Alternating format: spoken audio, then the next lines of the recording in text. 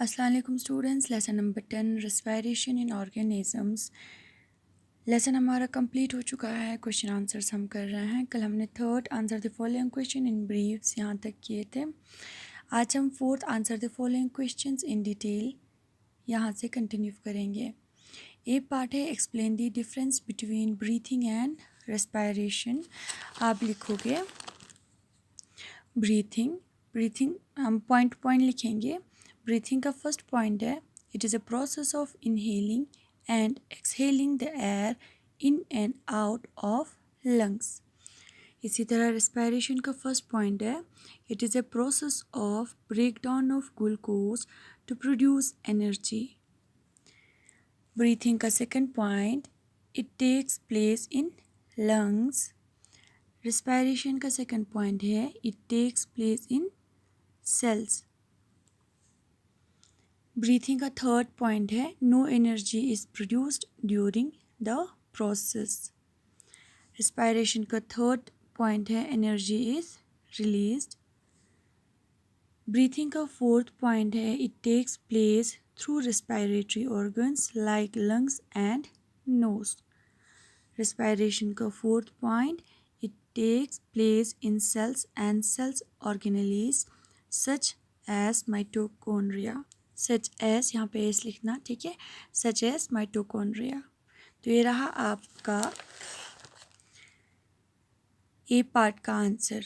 B part है draw and label the diagram of the human respiratory system. B part का answer हम book पे ही mark करेंगे। आप निकालो पेज नंबर 114। पेज नंबर 114 पे आप फोर्थ का बी पार्ट का आंसर आप देखोगे तो आपको ये वाला डायग्राम बनाना है, ठीक है। फिगर 10.2 में आपको ह्यूमन रेस्पिरेटरी सिस्टम दिखाया है। ये वाला अच्छे से आपको नीट एंड क्लीन अच्छे से डायग्राम बनाने हैं। इसके बाद है C part both humans and frogs use lungs to breathe the mechanism through is different explain. आप लिखोगे एज ह्यूमंस, सी पार्ट है as humans we use our diaphragm muscles to push up on our lungs and help us breathe out. Frogs don't have a diaphragm. Instead, they use muscles in their throat sacs to help draw in air and push it back into the lungs. ठीक है, ये आपका C part का answer. इसके बाद है D part draw the spiracles and describe the breathing process in cockroaches. D part का answer हम बुक पे मार्क करेंगे। आप निकालो पेज नंबर 116। डी पार्ट का आंसर है आपके पेज नंबर 116 पे। पहले आपको जो है यहाँ से लिखने हैं insects such as cockroaches and houseflies have small openings called spiracles on the side of their body. These spiracles are connected to tubes called trachea. The trachea further branch into smaller tubes that are in contact with the body cells. The air enters through the spiracles, passes through trachea and their branches. The exchange of gases takes place between the body cells and the smaller tubes. यहाँ से यहाँ तक आपको पहले लिखना है, फिर आपको ये वाला डायग्राम ड्रॉ करने हैं, ठीक है। ये वाला डायग्राम फिर आपको ड्रॉ करना है। पहले यहाँ से यहाँ लिखने हैं, फिर ये वाला डायग्राम ड्रॉ करने हैं, ठीक है। इसके बाद है E part how does exchange of gases take place in the fish. ये भी हम बुक पे मार्क करेंगे। आप निकालो पेज नंबर 117। पेज नंबर 117 पे है आपका यहाँ पे ब्रीथिंग इन फिश। यहाँ पे मैंने मार्क किया हुआ है।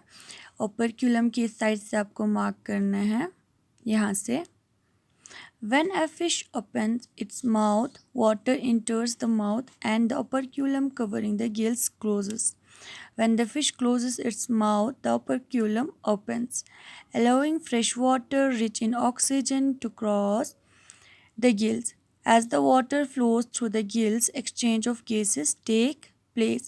Oxygen from the water diffuses into the blood and carbon dioxide is given out into water.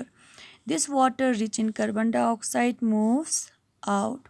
यहाँ से यहाँ तक आपको 4th पार्ट का ई पार्ट का आंसर है। ठीक है, ये रहा आपका ई पार्ट का आंसर। इसके बाद है 5th, label the given pictures. B, with the help of a line diagram show exchange of gases taking place in humans।